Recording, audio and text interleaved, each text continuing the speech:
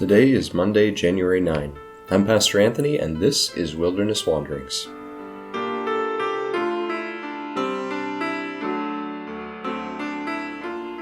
Today our text comes from Psalm 129. They have greatly oppressed me from my youth. Let Israel say, they have greatly oppressed me from my youth, but they have not gained the victory over me. Plowmen have plowed my back and made their furrows long, but the Lord is righteous. He has cut me free from the cords of the wicked. May all who hate Zion be turned back in shame. May they be like grass on the roof, which withers before it can grow. A reaper cannot fill his hands with it, nor one who gathers fill his arms. May those who pass by not say to them, the blessing of the Lord be on you, or we bless you in the name of the Lord. That's Psalm 129. The Bible reports that the Egyptians treated the Israelites ruthlessly, beating them, abusing them, running them ragged in forced labor until they cried out to the Lord. It's here, in Israel's youth, that they experienced the plowmen that plowed long furrows, back and forth like the strips from a whip, along Israel's back. They were a nation raised in oppression, and they knew what it was to bear the brunt of insult, violence, and abuse as their humanity was ripped away furrow by long furrow.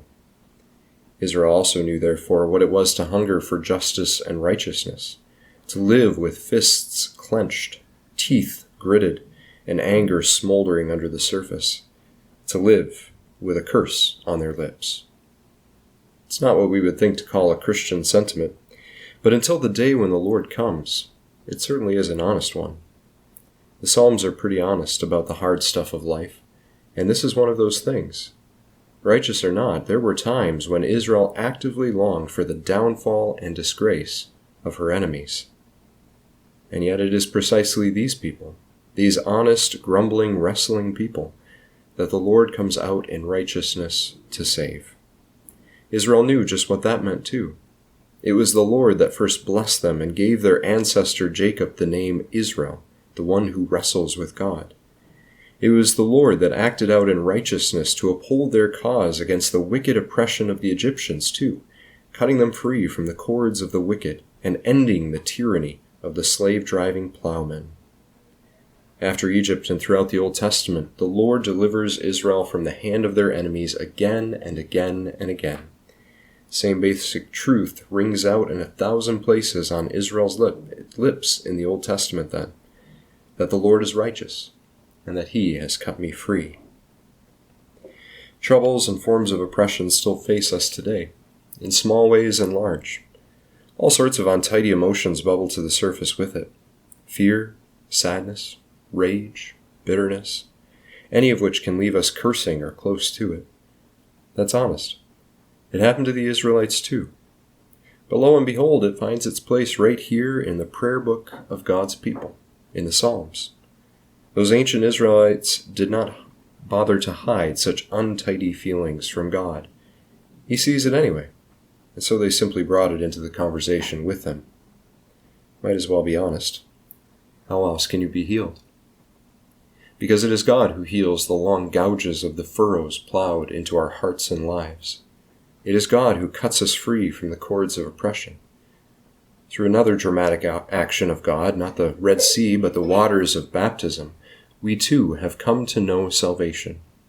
The death and resurrection of Christ has broken the oppressive cords of sin and its effects, so that we might become His righteousness, His saved people, a people that belong to God. It's a basic truth of the Christian faith that rings true and out in 1,000 places. Salvation and preservation belong to the Lord. It was the Lord who made us into His people through the work of Christ, and it is the Lord who will sustain us as His people in the strength of Christ, no matter the oppression we face along the way.